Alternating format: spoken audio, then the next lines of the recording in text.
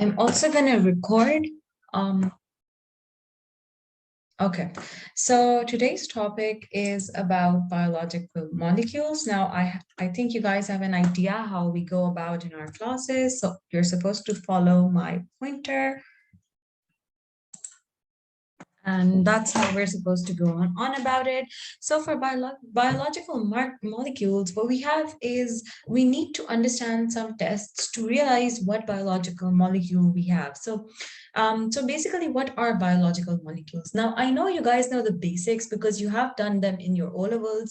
If you don't remember, let me just help you recall that biological molecules are essentially just your polysaccharides, monosaccharides, disaccharides, or like you simply used to call them carbohydrates, proteins, sugars, lipids, fatty acids, water, vitamins, minerals, anything on those terms along those lines is just biological molecules, right? And over here, our learning objectives, and I'm sure you've also done this in your O-levels. I'm sure you remember your starch test, your reducing sugar test, emulsion test. If you don't, we're still going to go through it over again. But basically, we need to be able to identify carbs and lipids and protein separately.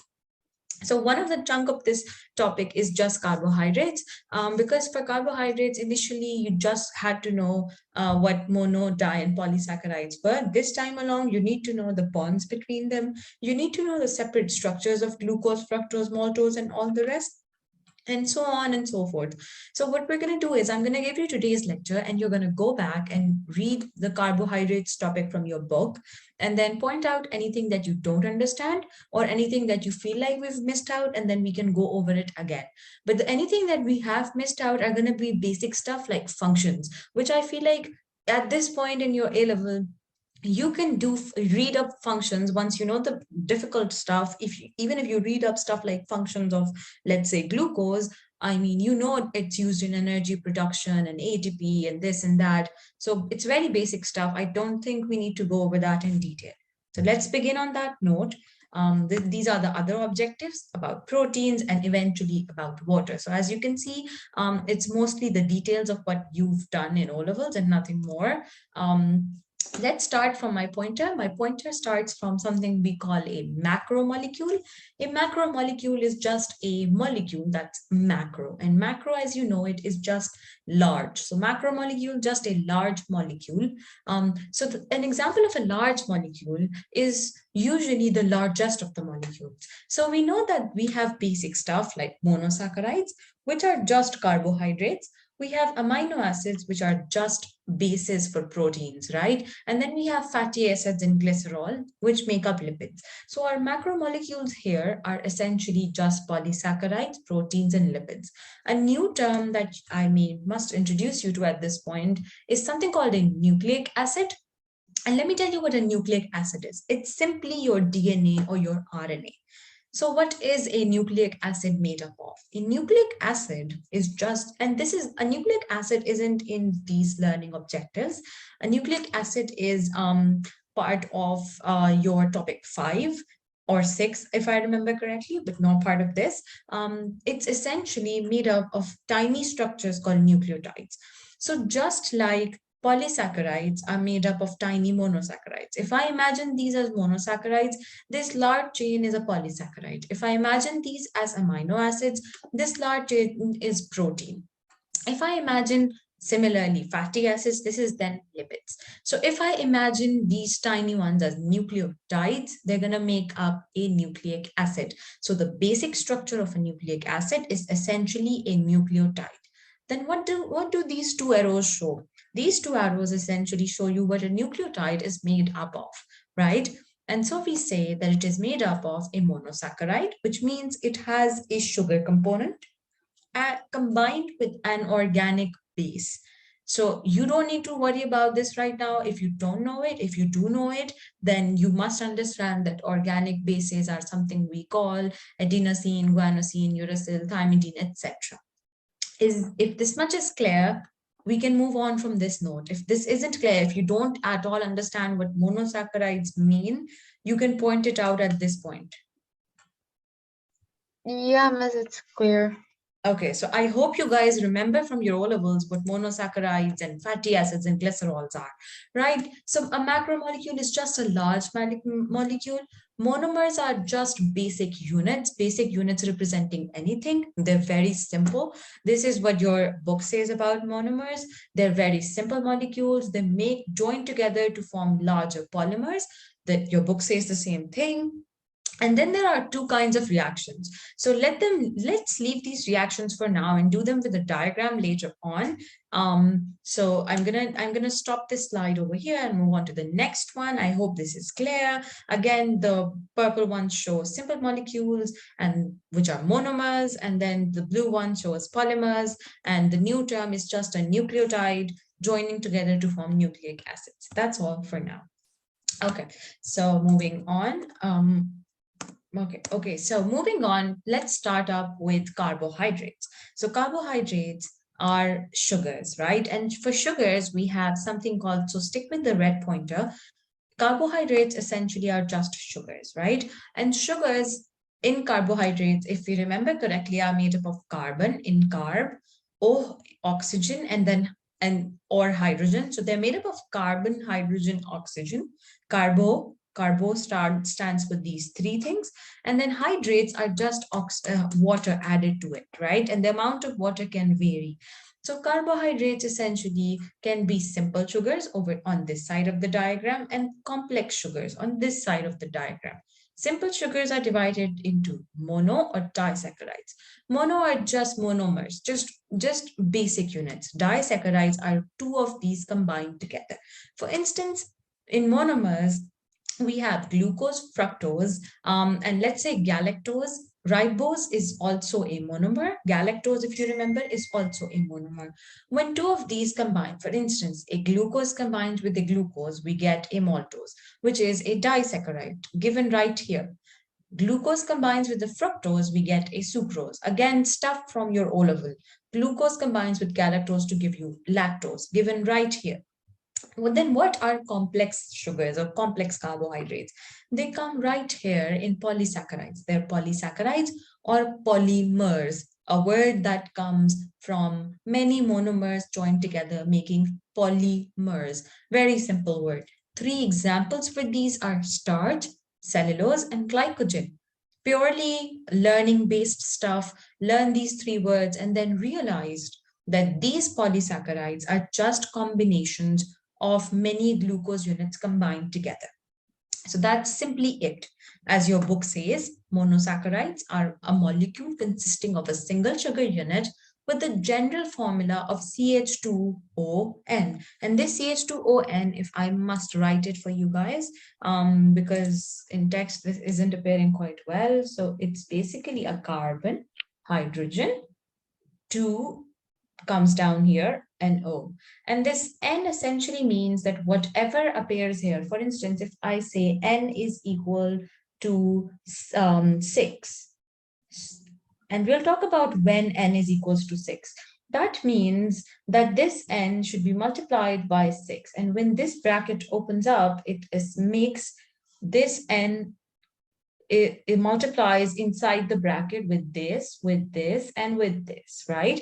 So this becomes C6, H2 multiplied by 6 gives us A12 and O6. Can you guys tell me what formula is this for? So it's the famous carbohydrate called glucose. So now you have to remember that in glucose, the carbon number is always 6. And how do I determine the eternal formula for it? I use this formula, just put in the number N goes in here. So if I say there's a molecule that has carbons 8, then you can just assume that this was multiplying by 8. So N would be 8. So H would be 8 multiplied by 2. I hope that's 16 because I've forgotten my maths. I hope you guys remember, and if I'm doing anything wrong, just correct me at that point. So is this sugar formula correct? Yes. So do you guys understand how to manipulate this formula? Yep. Perfect. So we have two more people in this chat as well. I would really appreciate if you guys could respond as well, okay? Yes, ma'am, understand. Okay, perfect. So now we have the book says about disaccharides. It says a sugar molecule consisting of two monosaccharides joined together by a glycosidic bond, a new word. So that means that if I join two of these, if I join them, the bond between them is called a glycosidic bond. Just a word you need to remember at this point. So take 10 seconds to read everything on this slide again and absorb it in, and then we can move on, okay? Just absorb that there's a word called glycosidic. What do these two make? How polysaccharides are made up of number of glucose, and glucose are just 6 carbon sugars. So if you want a 6 carbon sugar and you want the full formula, you just put it in this CH2O bracket N and you get the full formula. Very easy stuff. Okay, miss. Okay, everybody else good to go? Yes, ma'am. Okay. So again, simple sugar, complex sugar, monosaccharide, disaccharide, polysaccharide, very easy stuff. Let's move on. So now a little bit tougher. Let's take it a notch up. So we talked about two monosaccharides. One of them, so stick with the pointer here. This is a heavy slide. One of them was glucose and another one was fructose, right? Two of the most important ones. Now, whenever we're manipulating one of these formulae, we know that it's made up of carbon, hydrogen, and oxygen, and that's what you see here. See, all of these atoms are just carbon, hydrogen, and oxygen, and nothing more, right? Made up of many complex arrangements of these, just chemical bonds, right?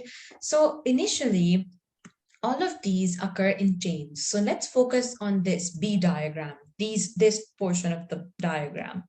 This is glucose and this one is fructose, right? And this plus sign, wherever this appears or wherever we have no sign made, but a cross junction, whether here or a cross junction over here, it shows a carbon atom. It displays a carbon atom. So we know that glucose has 6 carbon atoms. And when it's arranged in a chain, let's count the carbon. 1, 2, 3, 4, 5, 6, right? And I also tell you that fructose also has 6 carbons. So 1, 2, I told you a plus sign or a sign where the lines meet is a carbon. So 3, 4, 5, and 6. 6 carbons. We know glucose and fructose both have 6 carbons, but their chains are very different from each other. Look at this chain right here. So so you don't need to remember other stuff from the chain, but the stuff you do need to remember is that, do you appreciate this bond over here? And if you remember your organic chemistry, or even if you don't, then at this point you need to learn that carbon double bond O with an H is called an aldehyde. Can you guys appreciate this here? There's a carbon with an H with a double bond O. And that makes glucose an aldehyde sugar or an aldose sugar. Whereas carbon with no H but a double bond O, so we know that carbon needs to make 4 bonds to be stable, right? And in this case, if one bond is here, second is here, third is here, so the fourth one goes in the chain, right? It goes in the chain. For instance, the chain I say is X. Over here, it's called when carbon is double bonded with an O and both of the sides have the chain, we call it a ketone. So fructose right here has a carbon with no H, just 2 X's, 2 different chains up here and down here, and a double bond O. So that makes fructose a ketose sugar. Is that clear? Yeah, miss. So when they ask you, what is glucose? It's an aldose sugar. What is fructose? It's a ketose sugar. All you need to know is that how do you tell them apart if the diagram B comes in? An aldo sugar has a carbon, both have a double bond or both have this structure in common. If that structure with carbon has an H next to it, it makes it glucose. Why? Because this makes it an aldo sugar, and aldose sugars are glucoses. But fructose sugars do not have a carbon double bond or H. They just have, so in simpler terms, a glucose sugar has a CHO, whereas a fructose sugar has a CO. Okay, so this H is this H right here. The O is common. The only difference is glucose sugar has an H bonded to the C. Is that clear? Is it Yeah, clear miss. with all three of you? Is that clear for all of you? If it isn't, please point it out. Yeah, miss, it's clear. Okay, so one last thing on this topic. When we're drawing them, so the chains always bend upon themselves. The chains are never together. They always bend upon themselves to give these ring type structures given in A. These ring type structures are what exist in nature. The chains don't exist in nature as commonly. And in these ring type structures, it's very easy to identify glucose and fructose separately. Fructose has a 5-ring sugar, whereas glucose has a 6-ring sugar. And what do I mean by it? You guys know from math, this is a pentagon, this is a hexagon. So a hexagon has 6 corners, right? 1, 2, 3, 4, 5, 6. 6 corners right here. Pentagon has 5 corners, and that's simply it. Fructose, 5 corners. Glucose, 6 corners. Hexose sugar, pentose sugar comes directly from math. The only thing you need to be able to appreciate is that look at this O. This O in a carbohydrate, one of the O's is always inside the ring, which means that if we had 6 carbons for glucose, and instead of using all the carbons in the ring, we've kicked out 1 carbon outside. Look at this one here and put an O inside simply. So when we're using fructose and making a 5-carbon ring, we need for a 5-carbon ring, 4 of the corners are always a carbon. One of them is always because an oxygen, because there's it's a carbohydrate. One of the corners is always an oxygen. So what ends up happening is 2 carbon groups are kicked out of the ring. So 2 carbon groups are kicked out of the ring. Any questions on this slide? No, miss.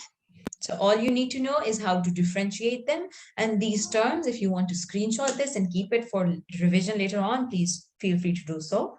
We're going to move on. So we're done with identifying glucose versus fructose.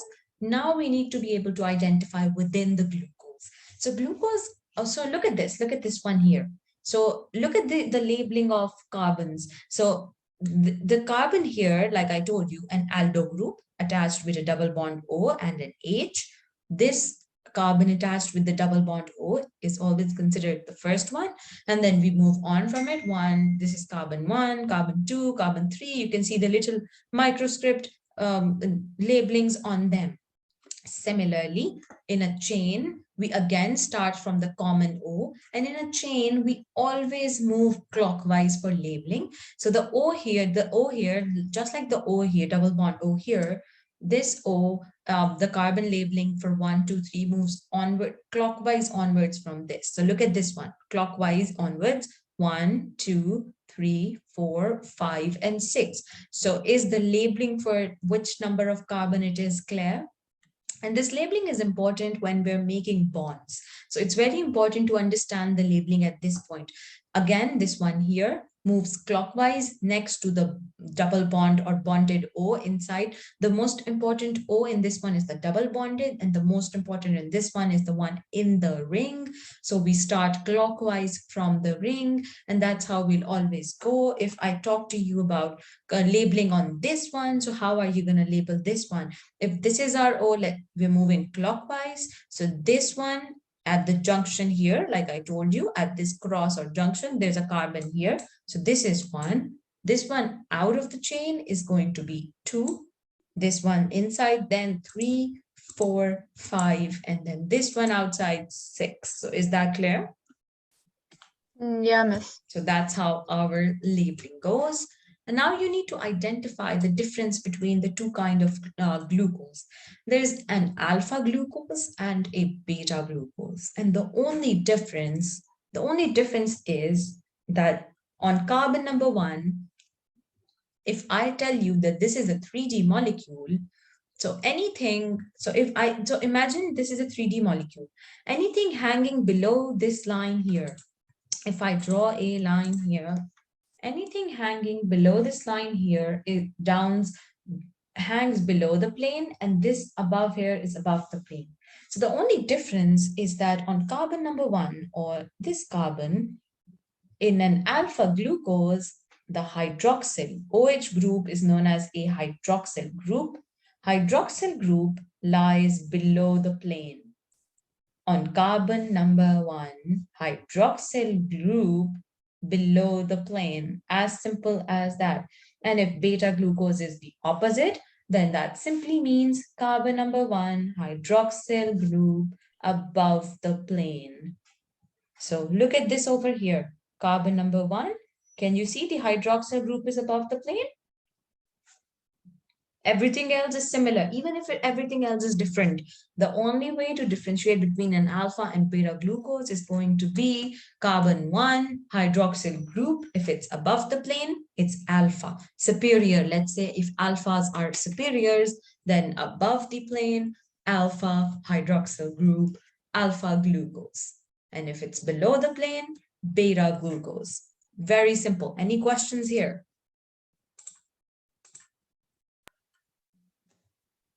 No questions? That's great. Let's move on. Okay, now understanding the reaction. Just like I told you, there are two reactions. You've done it in O levels as well. It's called condensation versus hydrolysis. As the word says, condensation means to bring together. So it essentially, and then we just have to put in water in the picture. So condensation essentially just means that two small molecules join together and release water, or two monomers join together to form a dimer and release water or remove water. Hydrolysis is the opposite. It's the lysis using hydro. If you remember it that way, lysis means breakdown. So it's going to break down one large molecule by adding water into it, into two smaller molecules. So just appreciate the difference. Condensation, two smaller molecules give larger molecule and water. Hydrolysis, lysis of a larger molecule using hydropower or water to make two smaller molecules. Exactly as given here, we have condensation, two molecules, out of which, so what essentially ends up happening is that from these molecules, this bond will break and this bond will break. And these bonds and these molecules join together to form this bond, this H2O, and this empty bond right here will join to each other. And see, this is what ends up happening here. This is preserved, this is preserved, this is preserved, this is preserved. Same over here, preserved. The only difference, this new bond forms as the water in between them is kicked out over here. Very simple. Again, if I'm adding H2O into this bond right here, so what will I get? An H over here, an OH over here, and simply this shape, right? Everything else is same, just an OH here and an H here. So very easy, condensation and hydrolysis. Okay. The silence is either because you're not understanding anything or you're understanding everything. So which one is it? Yeah, miss, it's clear. I was just writing, that's why I didn't answer. Okay. Raid, are you understanding the stuff?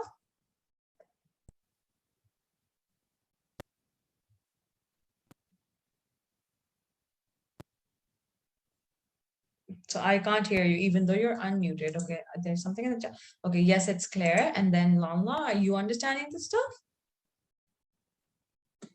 Yes, I'm understanding. Okay, perfect. So if you have any questions at any point, please do ask them, because if you guys don't ask them, I feel like maybe you're not getting it, so you're not asking any questions, okay? Okay, so then we talked about one bond. So if you understood condensation, you understand that forming those dimers or forming a maltose, like we talked about, two glucose forms a maltose. So stick with my pointer here. This is a very simple diagram otherwise. It's just using two glucose to form one maltose, and it's showing you condensation and hydrolysis reactions and what those structures look like. So we've seen glucose, and we know glucose looks like this. These are the carbon atoms. We know it's an alpha glucose. Okay, no, this isn't an alpha glucose. This is, so we know this is an alpha glucose. Using this, look at this one here. The hydroxyl group is below the plane on carbon number 1. So that's an alpha glucose coming right out of your book. Look at your book. Your book says this. Look at this. And then you know that two glucose form a maltose. You know that two monomers form a polymer in a reaction called condensation, in which water is released.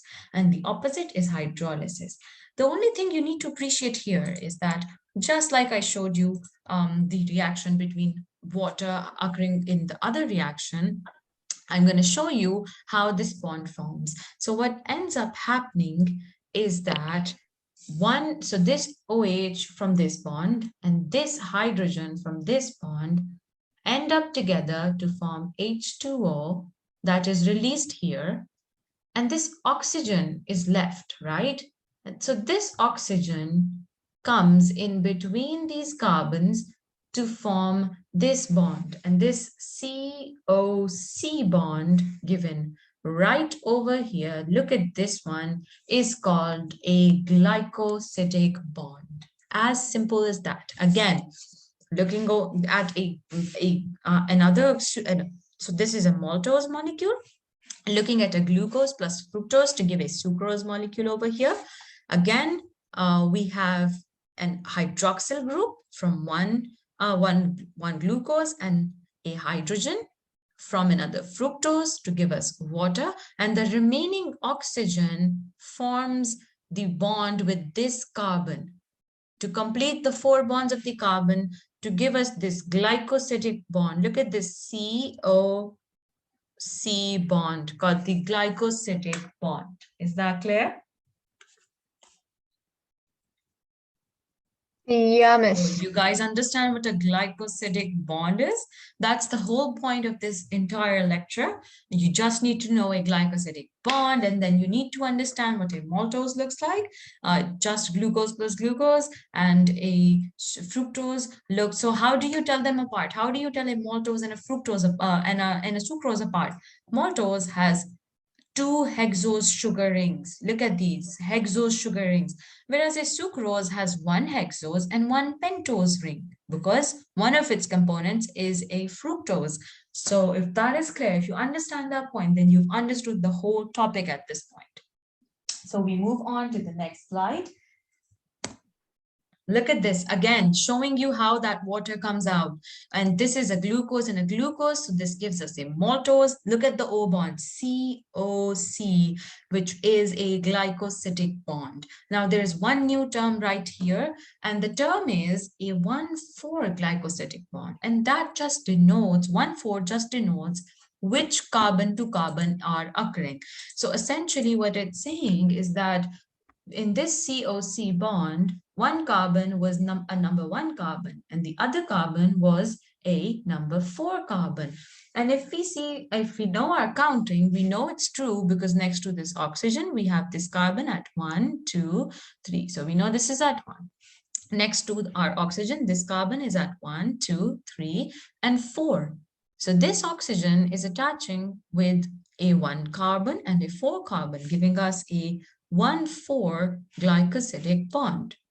And most bonds between disaccharides are 1,4 glycosidic bonds, okay? So just remember that it's always going to be a 1,4 because look at this. These are the ones that are in touch with each other, closest to each other. Others are just further apart. So this is always going to be a 1,4 glycosidic bond. Why can't it be a 1,1 glycosidic bond? Because this oxygen is always going to be on this side. It's never going to be here. And even if it is here, the counting will still start clockwise. So then this will become 1 and it will end up being another carbon, but never carbon number 1. So I hope that's clear. Yeah, miss. Yes, miss. Okay, very good. So let's move on because we're already short of time. We have 15 minutes to go. So moving on. Now we're talking about, so we already know what sucrose is, what lactose is, what maltose is. So we know how to identify it. We know that whenever we have a pentose ring, it becomes a sucrose. A glucose ring is always a lactose or a maltose. So whenever they show a lactose, they rather show this odd looking bond, but it's not that important. They're always going to point it out in one way or another by mentioning that this is a lactose. So you don't need to worry about that. What you need to worry, and this glycosidic bond definition, I hope this is clear as well. What you need to worry about on this slide is that what is a reducing sugar? So essentially, a reducing sugar is the name given to any free aldehyde or ketone group. So what ends up happening is that if you remember from your O-level, there's a test called a Benedict's test. And it's a test used to check out sugars, right? How strong concentration do we have of a sugar? How much of it do we have, etc., etc. And what we've learned over time is that that reaction, that substance contains copper sulfate. And copper sulfate only reacts with free aldehyde or ketone groups, right? And we've talked about how glucose has an aldehyde group and fructose has a ketone group. Similarly, galactose and maltose both have free aldehyde and ketone groups. But one compound that doesn't is sucrose. And it's really the only one you need to know. Sucrose is a non-reducing sugar. And why is that so? Because it does not have a free aldehyde or ketone group. And that's as much you need to know. No need to go into details. They're never going to test you. All they're going to test you is name one compound that is non-reducing sugar. And the maximum they can ask is why, with the answer for which is right here.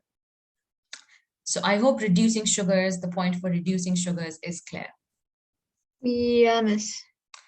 Great, then we can talk about the functions, generally touching upon them. Monosaccharides, energy in the form of ATP, rapid energy production because they're so small, get easily hydrolyzed.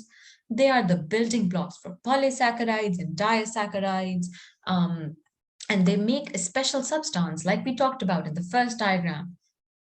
They make a special substance called a nucleotide by combining with a base pair, and that nucleotide makes a nucleic acid. So in this diagram, let me tell you that if I tell you that this one in this entire one is a nucleic acid or a DNA, this one right here is the nucleotide in the box with the box, the P, and this weird looking structure.